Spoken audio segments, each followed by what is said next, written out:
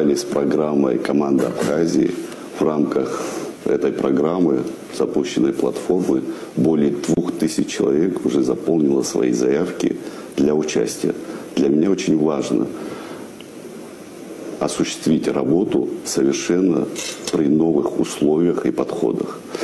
Считаю, что у нас очень достойная молодежь, люди, которые смогут себя реализовать в рамках управленческих кадров. Вы знаете, что у нас не было кадрового резерва. Основной упор я буду осуществлять в рамках работы этой платформы. Вы знаете, что такая платформа, кстати говоря, существует в Российской Федерации, благодаря которой многие губернаторы, депутаты Государственной Думы, заместители министров, федеральные министры прошли в рамках такого же отбора. И в этой связи считаю, что такой подход у нас назрел. Мы будем подбирать в команду людей, которые достойно будут представлять нашу страну.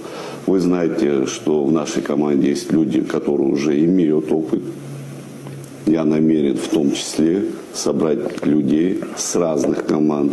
Адгур Амирович, с вашей команды, с команды Роберта Аршба, Олега Барцец, с командой Хуркмал Адгура я не знаком, но уверен, что у нас есть потенциал собрать команду профессионалов, которые могли бы сделать очень много полезных вещей в рамках нашего государства.